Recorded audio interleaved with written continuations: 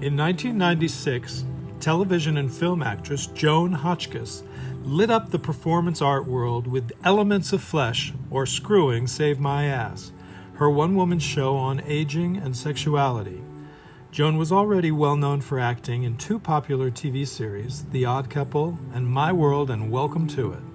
She also co-starred opposite William Holden in the film Breezy and with Robbie Benson in the cult classic Ode to Billy Joe. After 3 decades in TV and film, Joan, in her 60s, became a performance artist, writing and producing unconventional one-woman shows that broke boundaries and challenged stereotypes. Her first show was Tear Sheets, a searing memoir of her sexist upbringing in a famous Southern California cattle ranching family. Tear Sheets was critically acclaimed across the U.S. and in 1992 won a prestigious Fringe First Award at the Edinburgh Fringe Festival. After Tear Sheets in the mid-1990s, 69-year-old Hotchkiss created the shocking tour de force you are about to see about aging and sexuality, called Elements of Flesh, or Screwing Save My Ass. Joan performed this work to sold-out audiences and standing ovations throughout Southern California.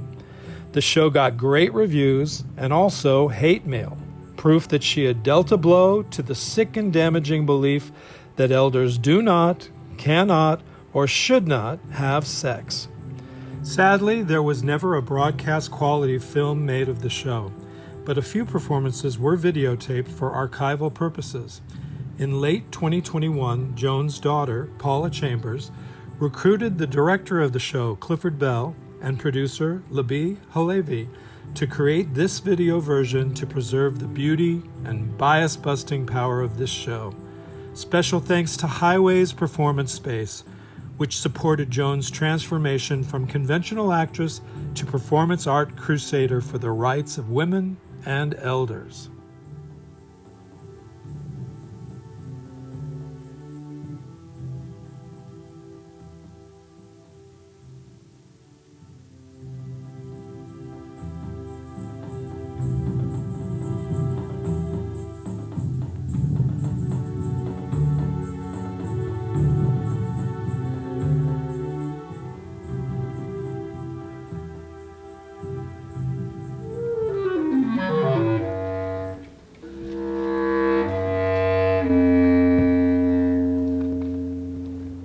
Remembering the men. I give up on names and turn to body parts. I remember a torso the color of caramel, and a cock that was curved like a saber, and one body so fevered I thought he had malaria. But no, he said that's just how he is. Extremes like that kind of alarmed me. Like the man whose pubic hair didn't end.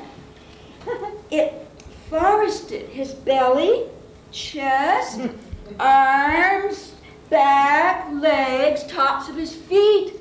I couldn't feel his skin. I need to feel skin.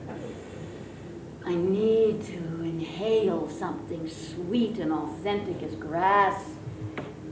I remember the breath of young men in the morning, fresh as children, and somebody's language buzzing my skull where I lay my head on his chest. Oh, a voice rich as chocolate, deep as a gong. I could have come on his voice alone. But he would have felt useless. They need to get their hand in. And I wanted hands, oh, big hands, cradling my buttocks and fingers, slinking into my mouth to be drenched, then down to roll the pebbles of my nipples, then crab-like sideways into the cave of my armpit, and nipples again, and north again for another dip in the ocean, and finally south, down to the pearl of my clit, and a slow circle dance on its hood. Oh.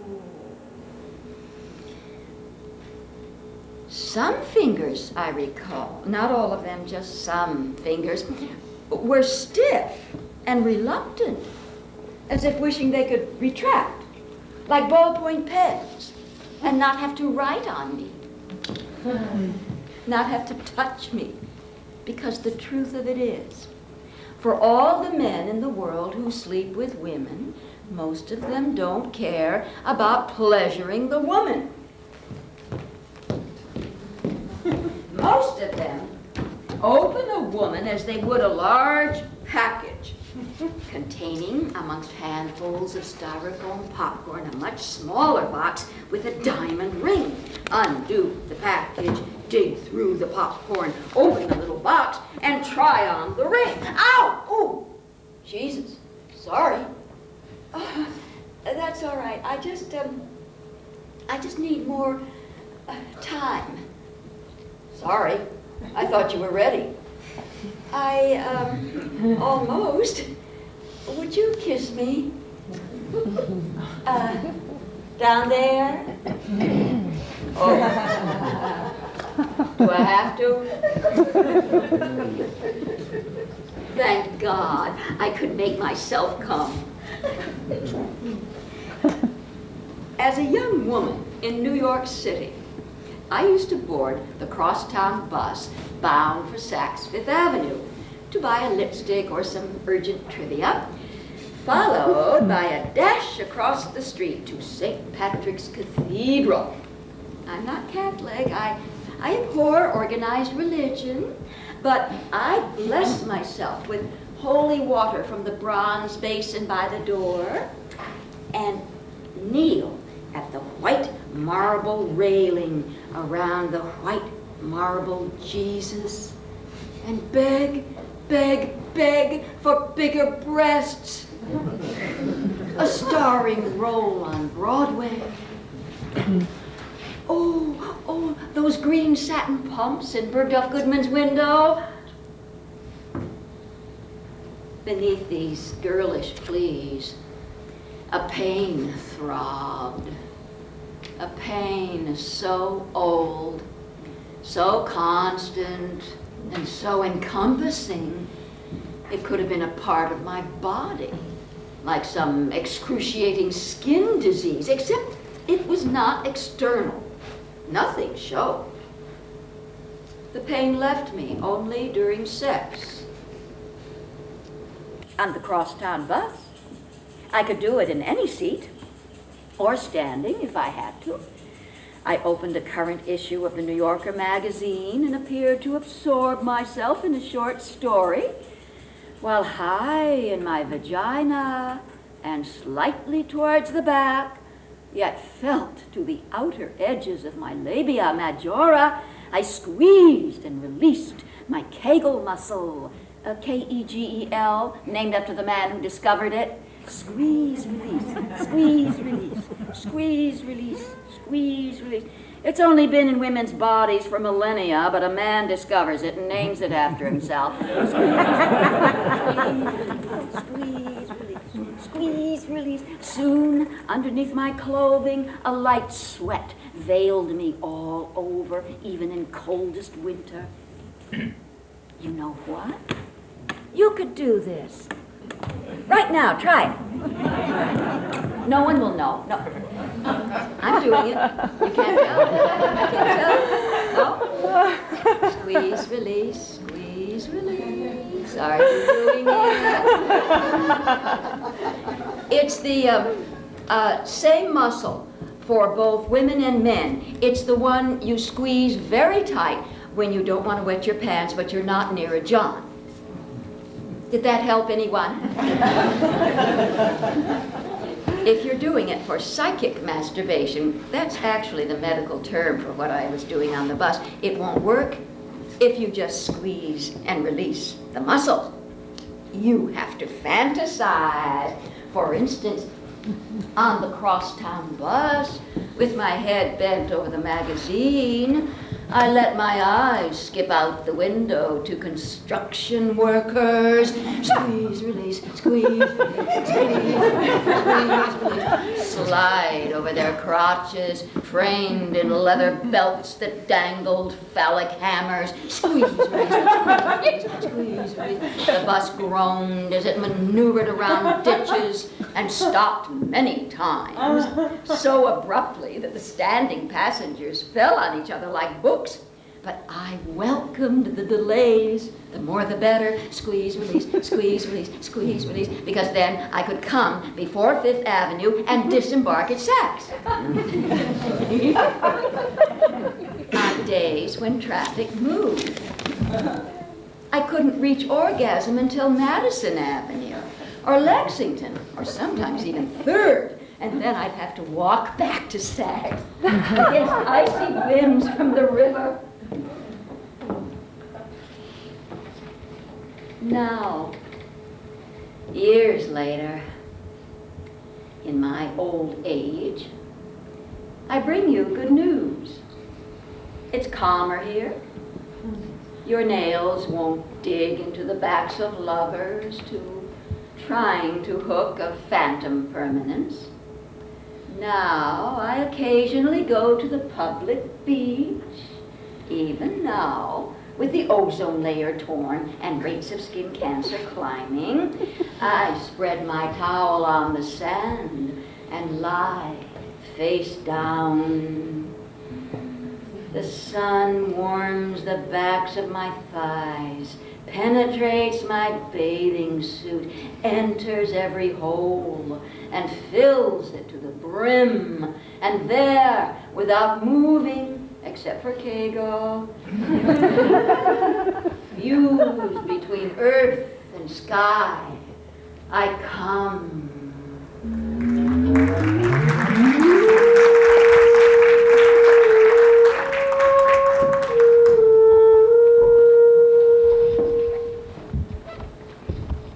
9 years ago, when I was 60.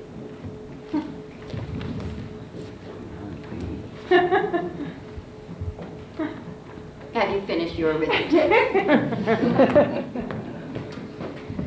This entry appeared in my daily journal. October 23rd, 1988. Since the late 1960s, I have lived and worked in Candyland, that glossy principality that spans Hollywood, Beverly Hills, and Burbank. In Candyland, if you have gray hair and facial wrinkles, people think you are dead. They back away from you, their nostrils flaring with the putrid odor of your decay. The kinder ones smile and murmur something respectful as they pass by your coffin. Every 4 weeks, I have my gray hair dyed gold and each fingernail coated in acrylic. And I'm seriously thinking about having a facelift. These actions are not politically correct in the circles I travel in now. Performance artists, multicultural community workers, shamanic women whose worth doesn't depend on their looks. But with me, old habits die hard. I was an actress long before being a radical.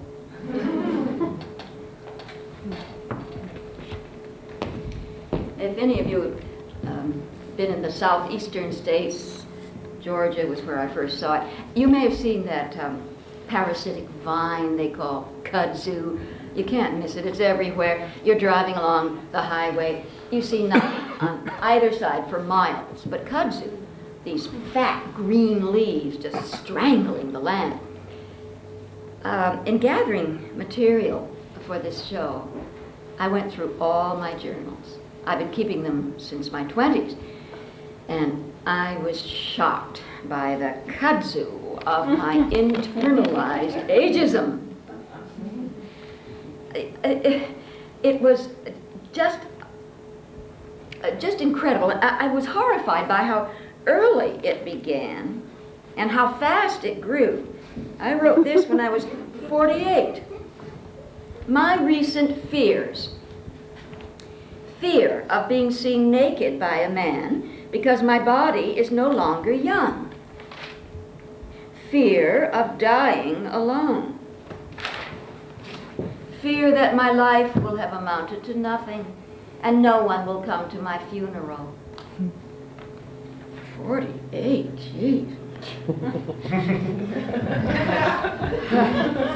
Over the next 20 years, the kudzu just spread through my journals until it covered almost everything on the pages. I wrote again and again about being depressed, about drinking too much and too often, and what really surprised me, though, was that in the past few years, without my even realizing it, the kudzu obliterated my sex life. Sex. That's always been the one thing that connected my body to my soul. Well, I had to do something about that. And I can tell you that today I'm at a point where daily I can try to examine the ideas I'm living by and try, I keep saying try because some days I drown in the kudzu. But I try to look at those cruel thoughts in there and try to throw out the ideas that don't make me feel good. Because I'm telling you, I will not go unfucked to my grave.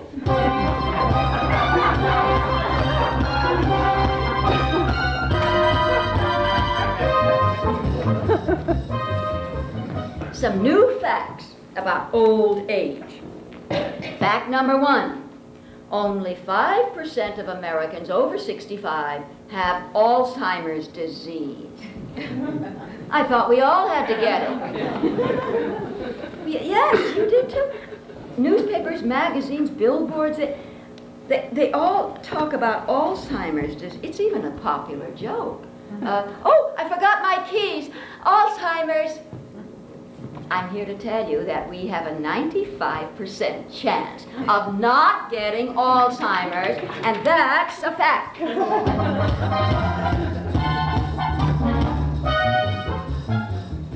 Fact number 2. 90% of Americans over 65 live where they've always lived. I thought we all ended up in nursing homes. You see it everywhere. Nursing homes, that's what they tell us. But now and then you read about a plucky 82-year-old widow. She lives in the same house she's always lived in. She still weeds her garden. She still drives her car. She even works every day at the neighborhood center, as if she were exceptional. But she's the norm. And the 10% in nursing homes are the exceptions. And that's a fact.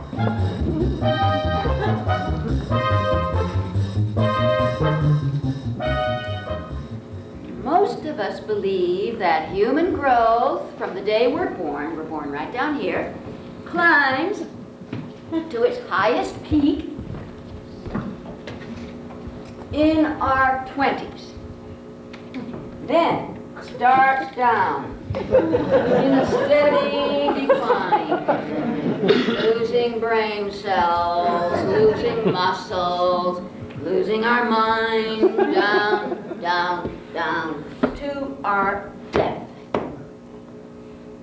I'm happy to tell you that myth has been debunked. Fact number 3, recent research shows that our growth does peak in the 20s, and oh, I gotta get this untied because I want you to see this. Oh, it's coming, it's coming, it's coming. It peaks in the 20s and then stays at that level for almost the rest of our lives, and then a short decline, and it's over.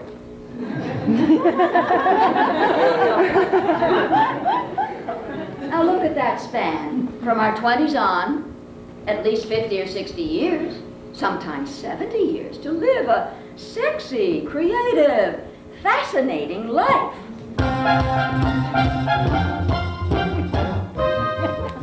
I read those facts in a wonderful book called The Fountain of Age. I highly recommend it. It's by Betty Friedan. And here's my favorite from Betty's book. Fact number 4, the fact I adore. New research has discovered that people, unless they're sick, are capable of sex into their 90s. Isn't that good news? Thank you, Betty. Thank you, Betty. Thank you, Betty.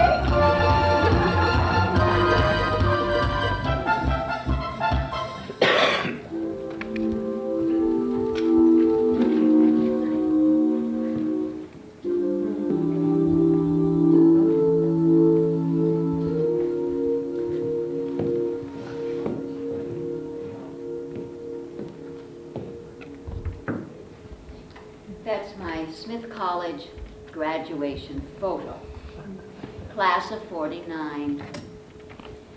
I wanted to go to Bennington, but my mother was afraid if I went to Bennington, I'd get pregnant. Or, worse, become a lesbian. As early as 8 years old, I was receiving the lesbian prevention training, still common in the upbringing of young girls. My mother would say things like, Joni, you already spent the night at Selmadine's last Saturday. It's not wise to visit too much with the same little girl. Why not, Mother? Selmadine's my best friend. Well, any child whose mother lets her wear pink rayon underwear. Pink rayon is vulgar. When I reached puberty, she warned me not to get too close to boys. Not one at a time, anyway. Poor Mother. She was attempting the impossible, as most parents still do. She was trying to secure my heterosexuality while preserving my virginity. When I was a sophomore at Smith College, a senior fell in love with me. Eugenia Feinstein read 5 newspapers in 5 different languages. She was the first Jew I'd ever known personally. An honor student, a Marxian socialist, and a lesbian. I was dazzled.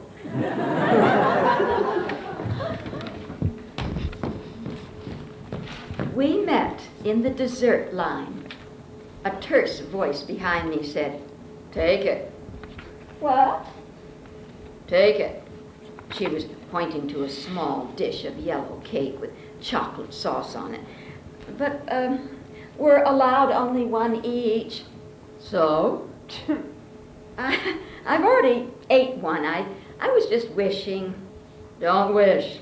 Take it. Live." She picked up the dessert and plunked it on my tray. The checkout woman said, "Didn't you already get your dessert, dear?" "Smooth as cream," Eugenia said.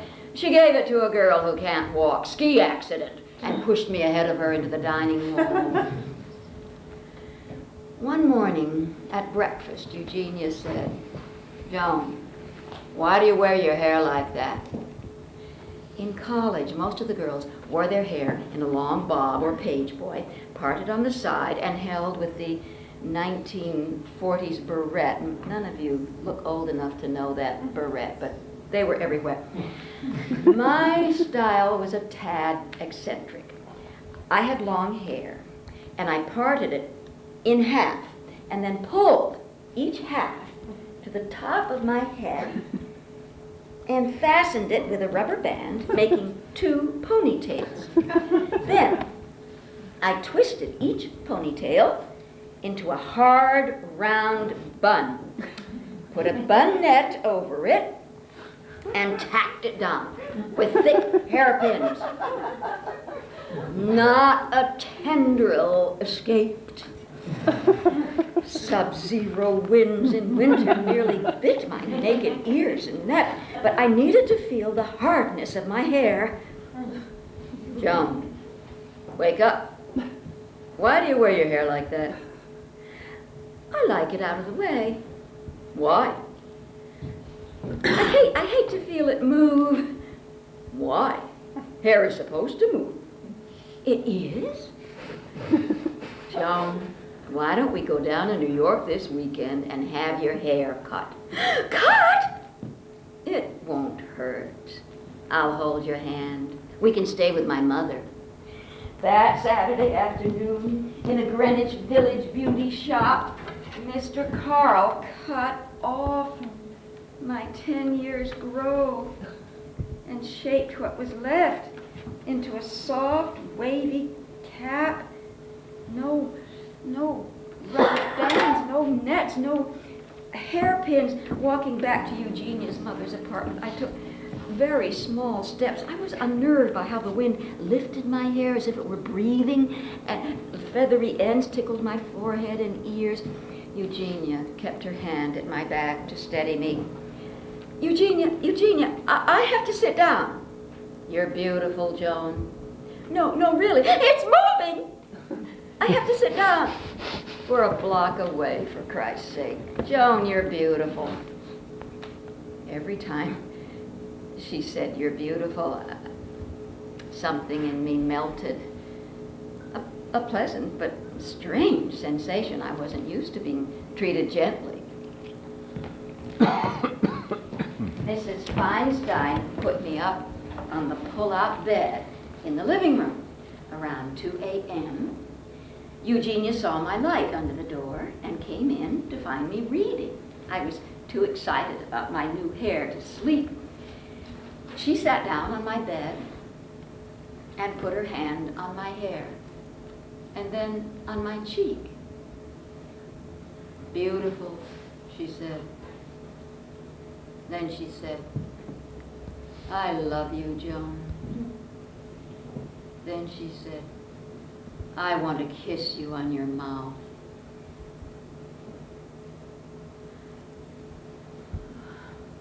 I gazed at the roundness of her breasts under her flannel pajamas. I liked the warmth of her palm on my cheek, but my love for her didn't connect to my mouth-kissing place.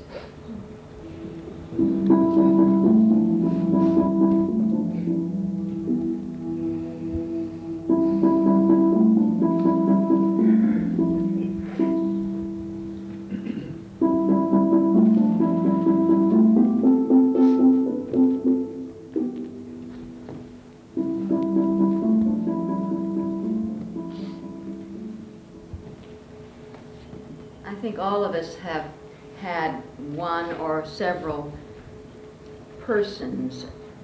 I hope all of us have had that person who crosses your path just at a time when you're trying to turn a corner, but you just can't get around, and then this person shows up and helps you around, or you're trying to go in a new direction and you just can't go there. And that person helps you go there. Such a person for me was Arlene. I met her, I went to New York for a couple of months in the spring of '85 to audition for theater roles, and while I was there I joined a women's support group on sex and spirituality. I was lacking both at the time. And in the group, I met an older woman, early 70s, named Arlene, a retired teacher. I remember when I first met her, I remember thinking, what an attractive woman, except there was a grayness about her, not just her dress, her skin, her face seemed gray. Even her voice was gray, despite its trace of cultured Boston. Then she told the group that her husband of many years had died, and that explained the grayness. After I came home to California, we exchanged many letters, and one day she began mentioning a man named Chuck, a widower she met at the senior center, and apparently they were dating. A few months later, I went back to New York and I was amazed by the change in Arlene. Not a trace of gray. She just glowed. Ooh. She wore vibrant colors and flippy little skirts that showed her legs, still great gams. And it was painfully clear to every woman in our support group that Arlene was enjoying a sex life more active than any of ours. I remember one of the women, early 40s, telling us how dry her vagina had been, but she was against hormones and she didn't want to use the hormone cream her doctor had prescribed. Arlene spoke right up. She said, "Oh, I use that cream. Chuck likes the taste of it."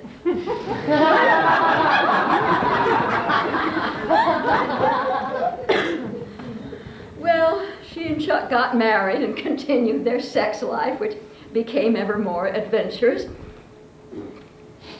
And then, not long ago, Chuck called me from New York.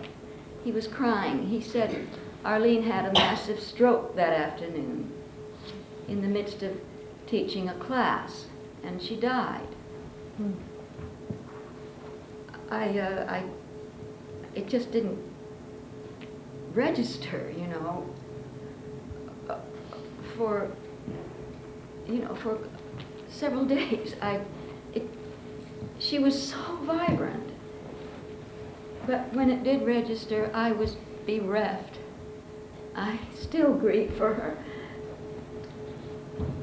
Arlene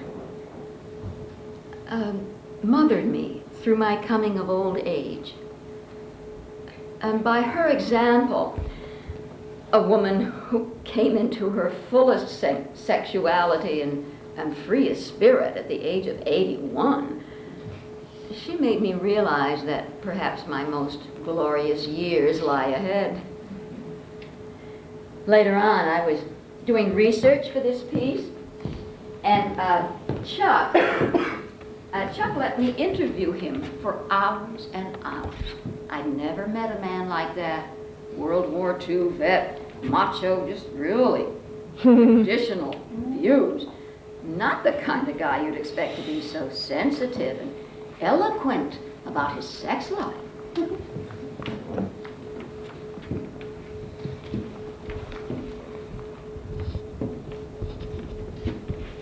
Joan, you want one of these?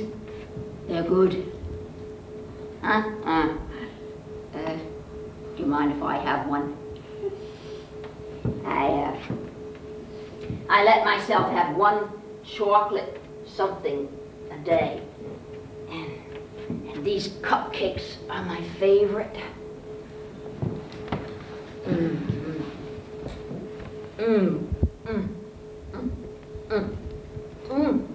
Joan, will it spoil the recording if I eat?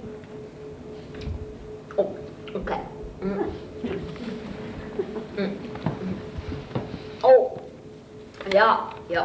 People say the golden years stink.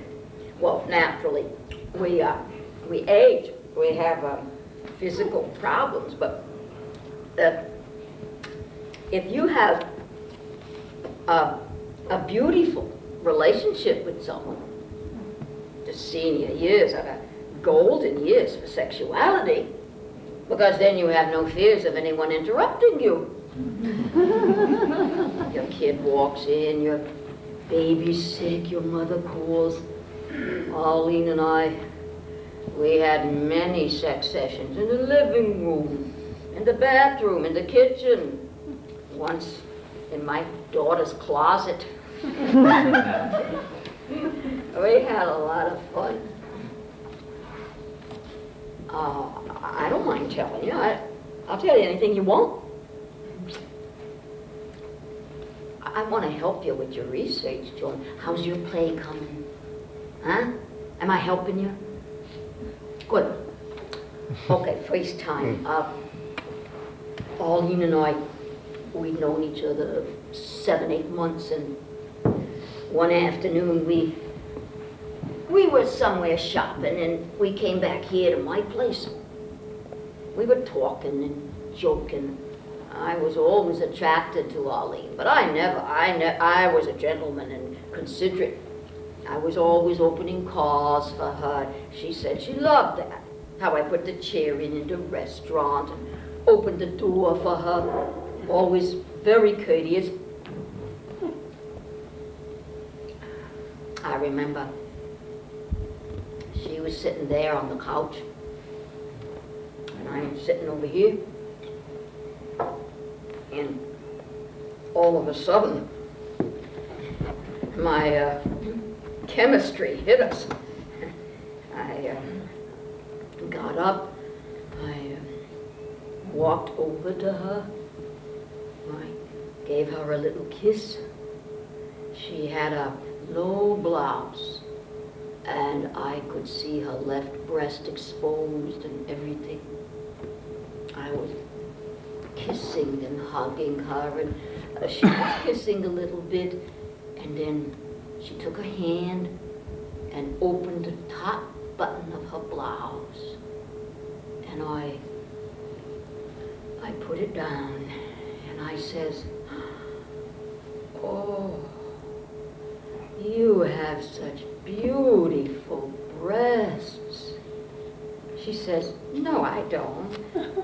I have scars where they cut." I said, "They're beautiful breasts. I don't like big breasts. I like small breasts. Oh, Lee, they're beautiful." Then I took out the other one, kissed it, rubbed her body, rubbed her ears, kissed her ears tenderly, kissed and fondled her nipples, and I could see her breathing she's breathing heavier, and I just fondled both of her legs, and she lay down on the couch and took off her jacket and her pantyhose. I remember that, and I said, "What a gorgeous bush of hair you have down there. Beautiful. You're smooth as silk. Oh, Lean, you're beautiful." My hands went around her thighs and her legs, and she was quite excited. I put my fingers into her vagina, and it was wet. I let my fingers go over her clitoris a little bit. I did like they say in the yellow pages. I let my fingers do the walking. And then I spread her legs and put my tongue into her vagina, went around her vagina with my tongue, and nibbled her clitoris and licked it. And her body shook. And then, all of a sudden, out of the clear blue sky, she puts me aside. She says, "No, Chuck." But her body exploded, and she had her orgasm, and oh, after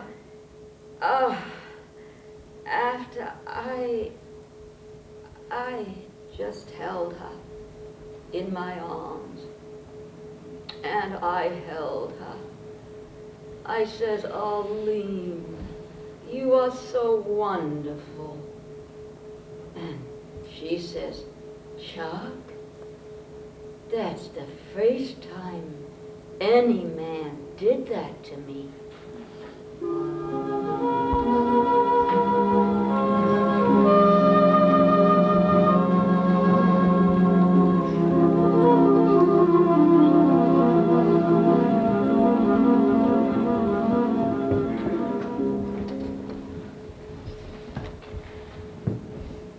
May 22nd, 1977. Nothing. Feeling depressed and angry at my continued unemployment.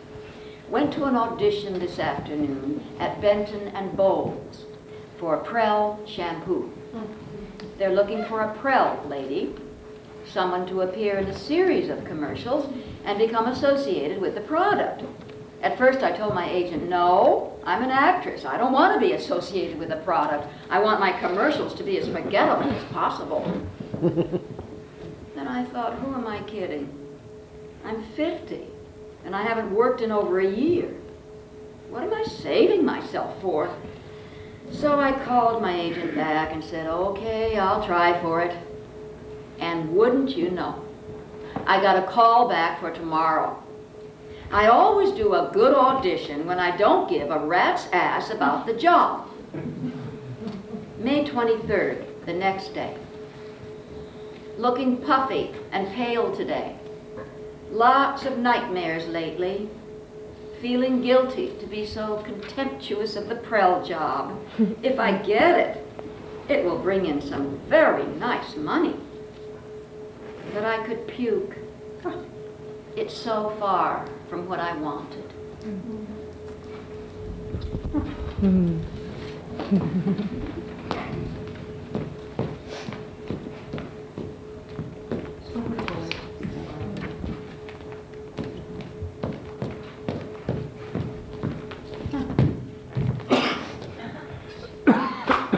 Harry, you must be kidding. After 25 years and I'm still beautiful? Must be the Prell.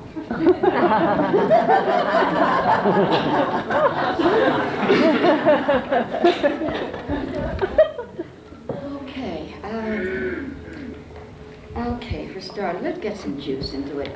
They're married 25 years, but they still have a good time in bed, and maybe this happens after one of those good times. She's just gotten out of bed, and he hasn't gotten out of bed yet, and he tells her she's beautiful, and she says, Harry, you must be kidding. After 25 years and I'm still beautiful? Must be the Prell.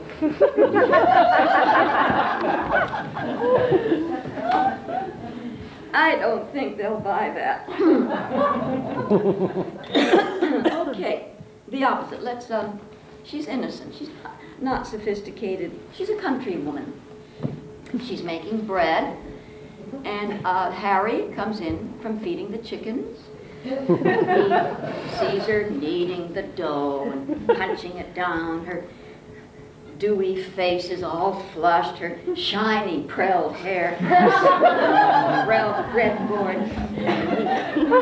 He stops in his tracks and he says, gosh darn it, Jean, you're a beautiful woman.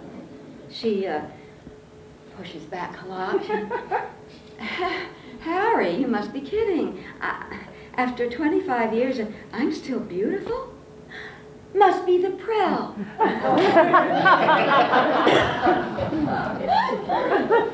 Stay out of the country, Jones. Who is that actress? I know her. But I don't know her. Check that hair. I'm here for my hair, not for my lifetime membership in the actress studio.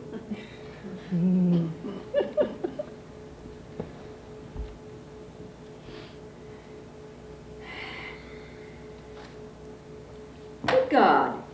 I've been here almost an hour and I haven't gone in yet. None of us have gone in.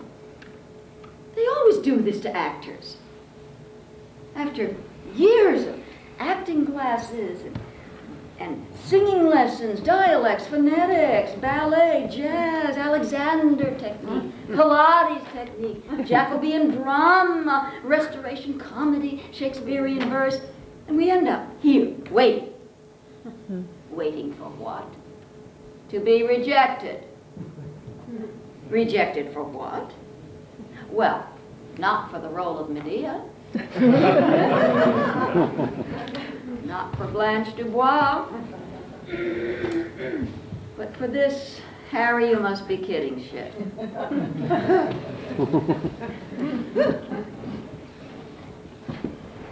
God, it almost came to me. No. I really don't know her. Then why does she look so familiar when she turns like... Study, Joan, study, study. Prepare, prepare.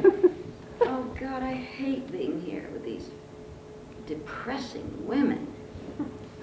Honey Clayton over there, she used to be a famous Broadway ingenue. Gorgeous, honey, blonde hair and cute little figure. They always put her in shorts. She's put on so much weight. Oh, God. That beautiful face all bloated. Maybe she drinks. Join the club, honey. Inhales on that cigarette. Blows it out like a dragon. And then nibbles on a Hershey bar. I know that one. Oh boy, I can't keep anything sweet in the house. Because whenever I quit drinking for a while, I just gotta have those sweets. A few nights ago, about 2 in the morning, I went through the whole house and finally found this box of old brown sugar. Hard as a rock. I put it in a frying pan. I hammered it down.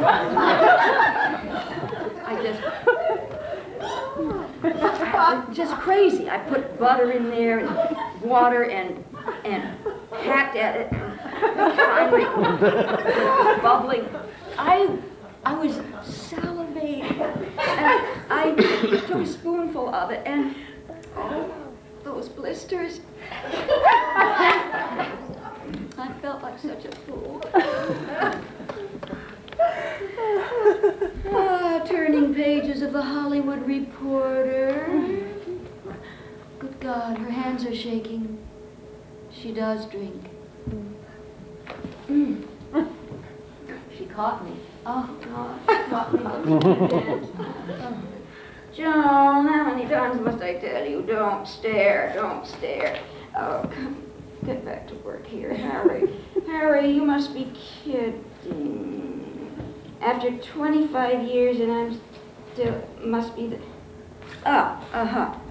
must be the Prel. Must be the Prel. Must be the Prel. Must be the Prel. Must be the Prel. I'll give him a choice. Annabelle just walked in. I know that voice anywhere. Please don't let her see you. I know just what she'll say. She'll say, Joan Hotchkiss, Joanie Hotchkiss, you look fabulous.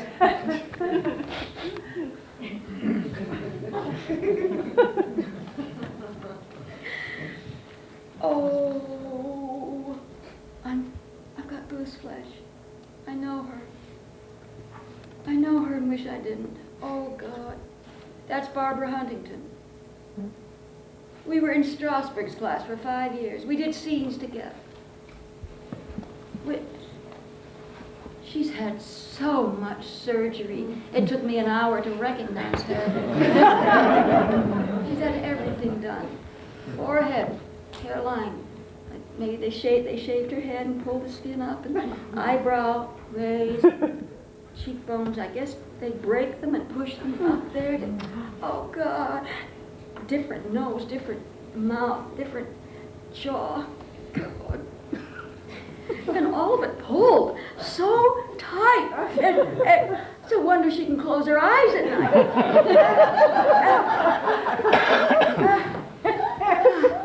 A death mask. Oh, God. How could her doctor let her leave his office looking like that? Oh, I hope mine doesn't turn out like that. No.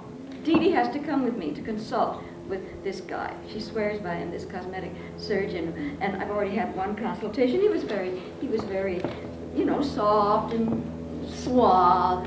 His brother did his facelift, and soft-spoken, and then I go out to the receptionist to discuss costs, and she puts it to me.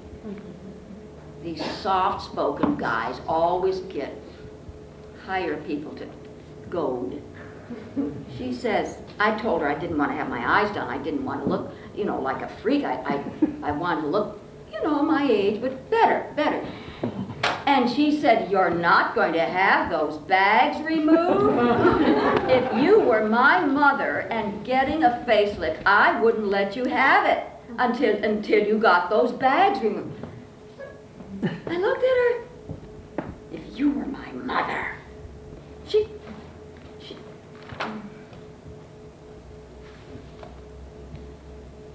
I have to ask Dee Dee,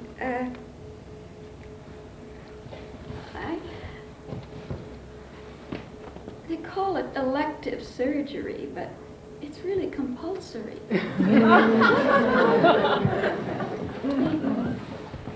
It's compulsory. They just don't look at you. You don't even get to audition if you look anywhere near old. And they call it cosmetic surgery. That is a euphemism. That cosmetic surgery. Cosmetic makes you think that it's a thorough makeup job. It's major surgery. Major! You have anesthesia, you're being cut for 3 hours. And liposuction, oh my God, I'll never have that. I'll never have that in my breast. Oh, I'll never have that. But in liposuction, you're raw. You're just raw. Whole sheets of your body are raw. Hamburger.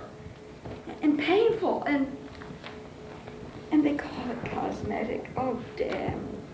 Oh, she looks like a freak. Damn plastic surgeons. They prey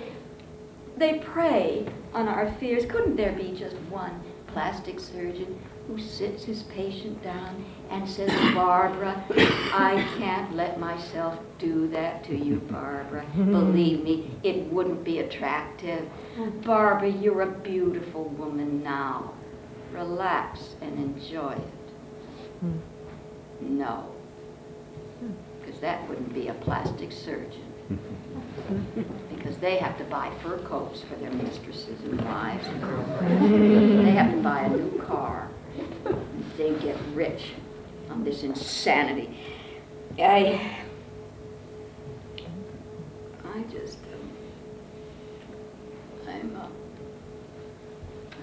don't know if I can stand it any longer. I just don't know. I might have to leave. Okay, Joan, you have 2 choices. Don't let the tears come out. Come on, kick them back there. Yeah, okay, let them go down under the neck. Right. Hold them there. Just keep them there. Keep them there. That's right. Don't let them spill over. Ruin your mascara. There, that's good. Now, Joan, you have 2 choices. You can either leave now, which is fine. Some days we don't make it. Or you must change your attitude immediately. What you may not do is go in there with these feelings, because word will get around that Hotchkiss is over the hill. She's physically okay, but she's so bitter. And I am bitter. That's the truth. I'm bitter. I'm just bitter. But I'm not here to be bitter. I'm here to be a normal woman. Married 25 years. Oh, God, I wish I were normal. And her husband loves her. She loves her husband. All right, let's just do a little workout here. Energy from the ground, from the other side of the earth, up, up, up, up, up, up, up, up. Energy, up, up, up, up, up, up, up, up. Smile, 2, 3, 4. Smile, 2, 3. Smile, 2, 3, 4. Smile. Feel it go in, feel it go in, feel it go in. Yeah. Little chest pounding, little gorilla strength here. Smile, keep smiling. Put a tune in your head. Now make every part of your body hear that tune and move to it.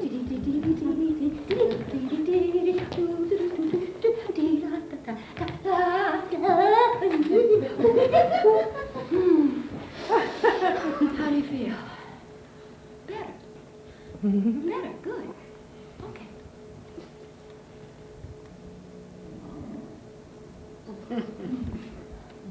Barbara doesn't recognize me.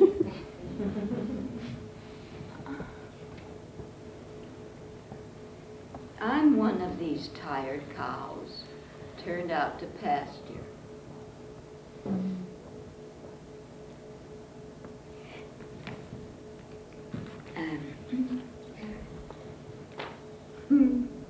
Harry, you must be kidding. After 25 years and I'm still beautiful? Must be the proud.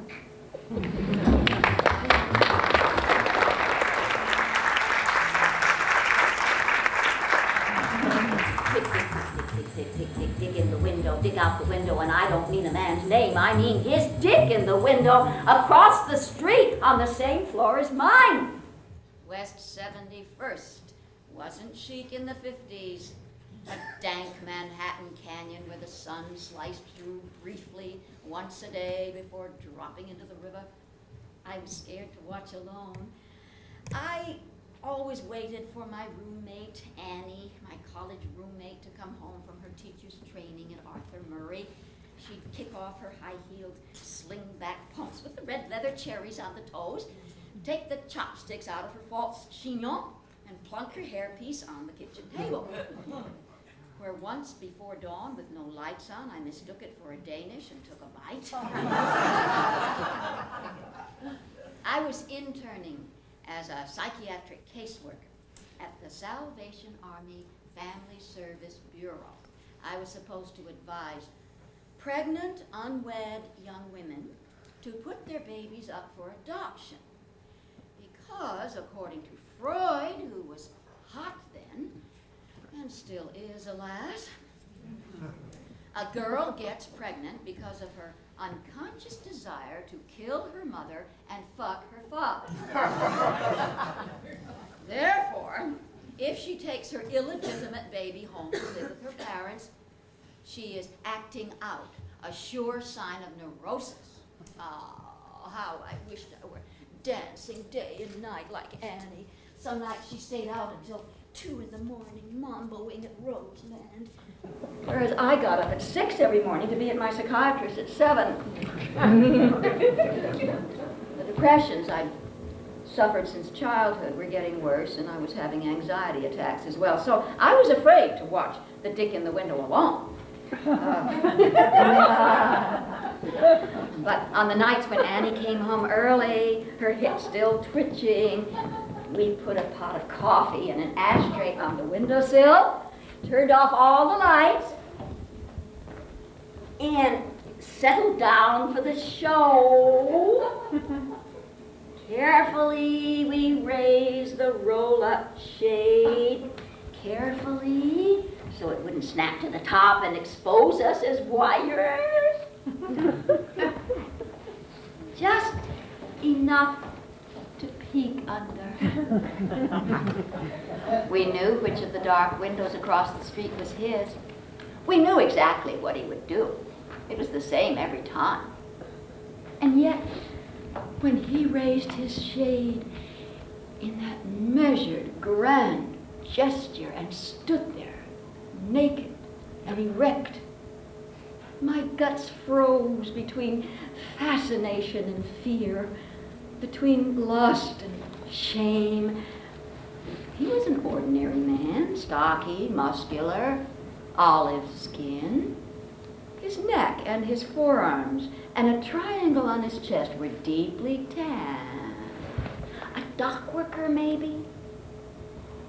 Or a tree pruner in Central Park.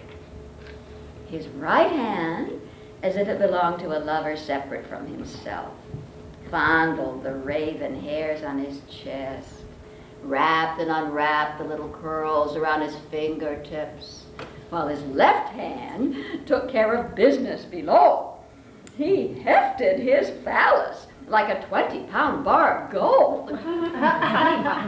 Stroked it and showed it and shoved into the world his mighty dick, that were it not attached to his groin, anchored there by his mighty, weighty balls, might have hurtled like a spear across the street, crashed through our window, and landed on my bed.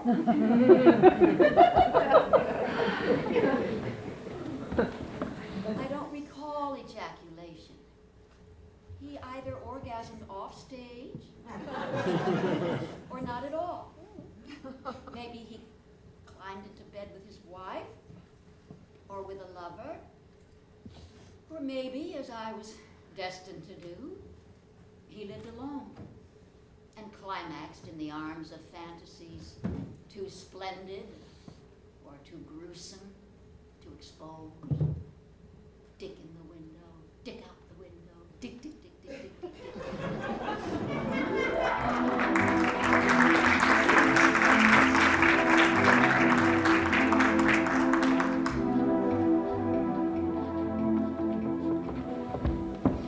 Arlene and I, we used to do our walks in this park, and I always like to take off my shoes here, because this little piece of grass here, they keep it moved. I like to walk in it. It makes me feel like a kid. Take off your shoes, Joan.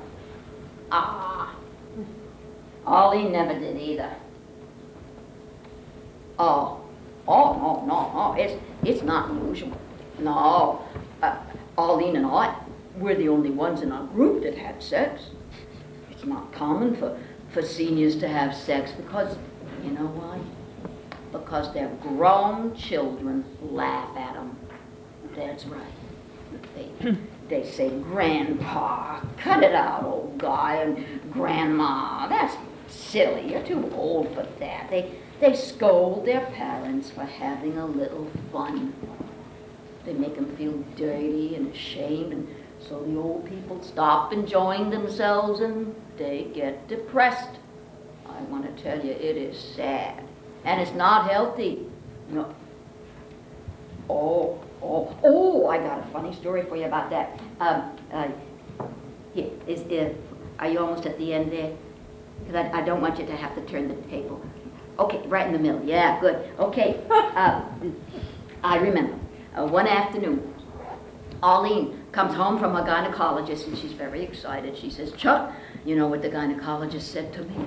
He said, of all the woman patients of your age, I've never met a woman who had such a pink, rosy, well-lubricated vagina.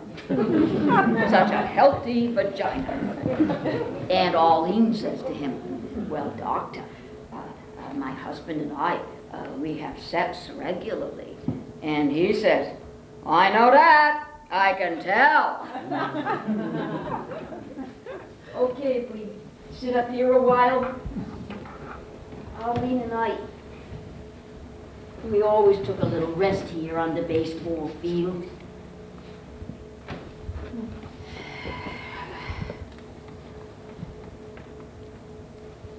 I miss her. I miss the warmth of that lady. Her compassion, how much she did for people. You knew her. She took care of me after my open heart surgery. And then after the prostatectomy. Oh, Joel, you don't want to hear about that. You do? Well, I don't mind telling you. I'll tell you anything that helps with your research. Am I helping you, Joan? Because I want to help you. Yeah. Oh, good. I'm glad. Okay. It was three years ago. The doctor says to me, Chuck, I have good news. The cancer is contained still in the prostate, and we can cut it out. I recommend a radical prostatectomy.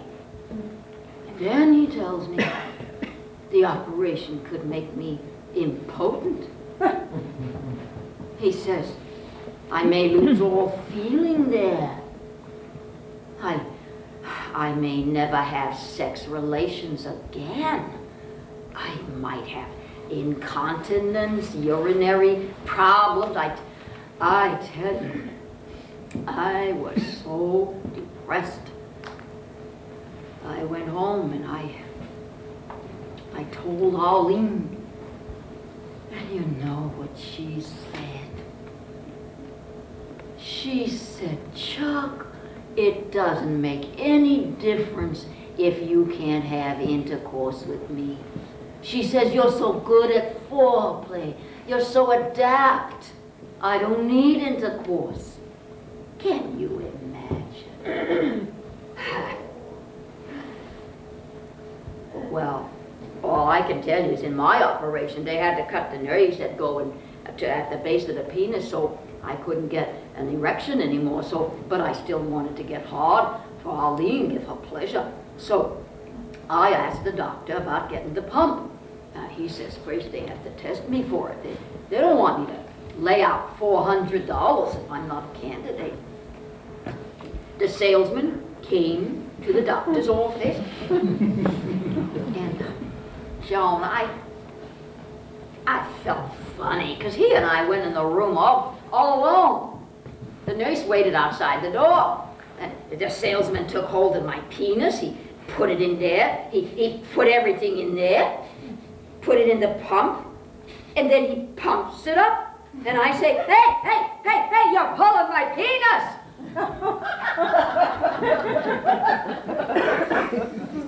and the salesman calls out to the nurse, he's a candidate! Medicare picked up for everything but $70.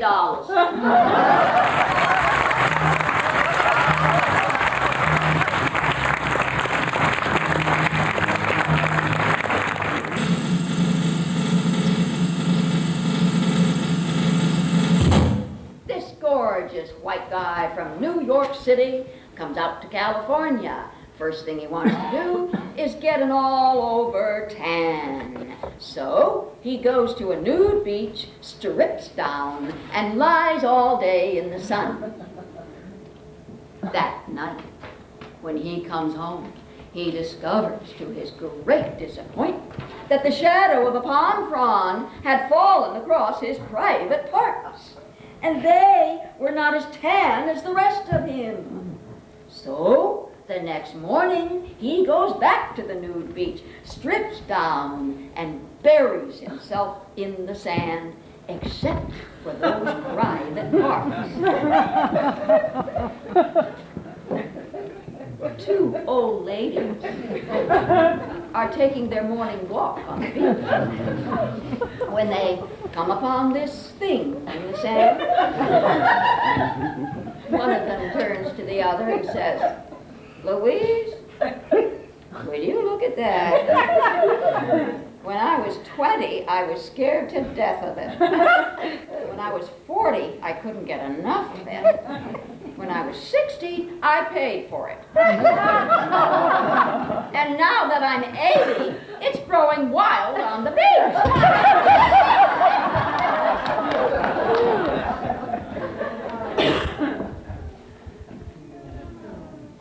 That was our first ad. We placed it in a monthly newspaper for seniors. 2 days after, 2 days, they took the ad, they took it. 2 days after the paper came out in the stands, I received a letter with this ad torn out and clipped to it, and graffiti written on my rump. Tramp, pig, and ugly. The letter was handwritten. I still don't know if it's from a man or a woman. To a old pig and whore, which no man wants. Why don't you go and get a job? You are a disgrace to the white race. Plus, you are ugly, old, and rude. Clean your soul and your wrinkled up body.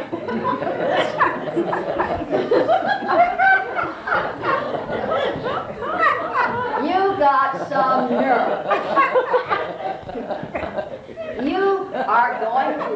arrested for your acting. What a joke. Go clean your act up. The seniors of all South Bay. You aren't worth a penny. Use a hot dog.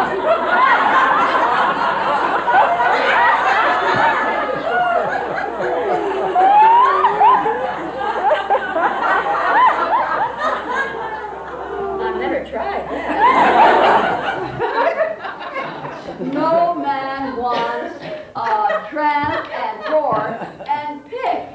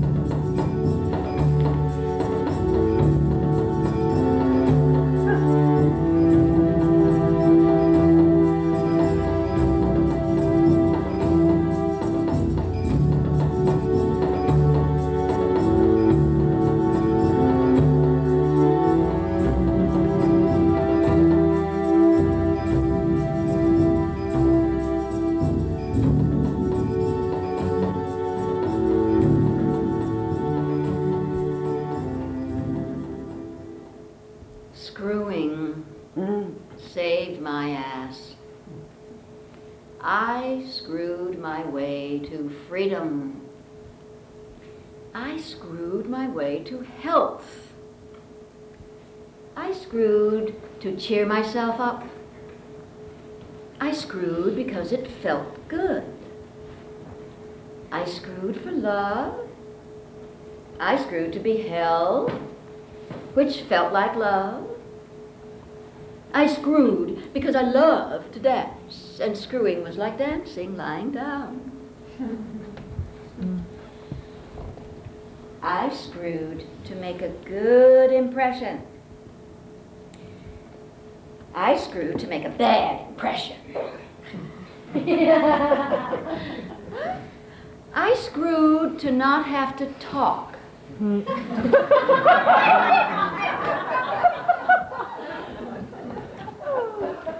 I screwed because screwing is a sport, and my dad insisted I excel at sports. I screwed to rebel, to say fuck you in pantomime. I screwed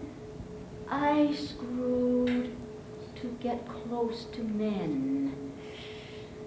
Find out what men are like. Be of use to them. Every secret, smelly part of me desired. I screwed to come down off my high horse.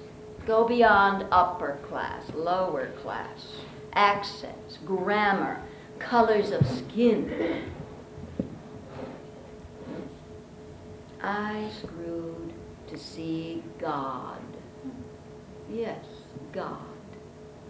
The trembling leg, the liquid ripple of muscle from groin to thigh to toes, the tongues entwined, the wide, unblinking eyes I screwed to feel ecstatic, and often did, and do, and will. Even though the world says I'm too old now for screwing, I should settle down and write my memoirs. When I was 20, they said I was too young for screwing. I should settle down and get married. I screw to not settle down. I screw for all the women who settled down and now they're dead and still walking around.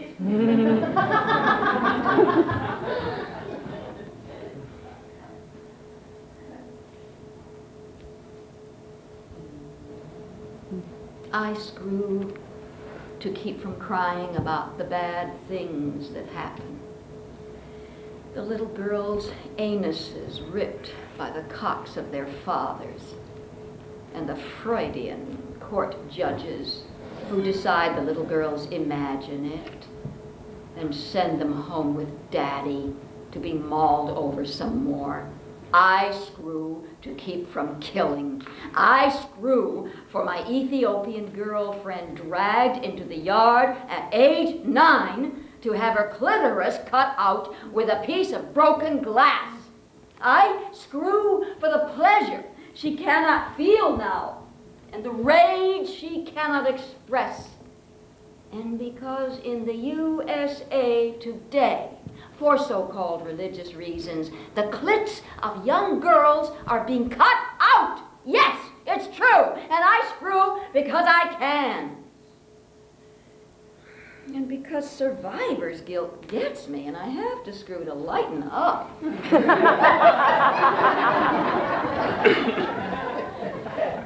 I screw to clear my mind. I screw to save my soul. I screw to forget. And I screw to remember.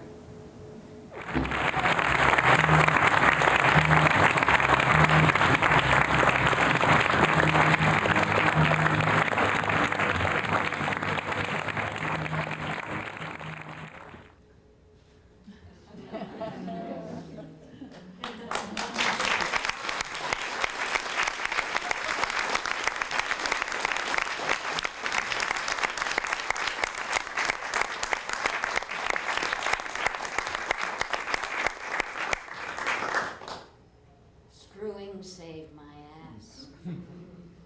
I screwed my way to freedom. I screwed my way to health. I screw to clear my mind. I screw to save my soul. I screw to forget. And I screw to remember.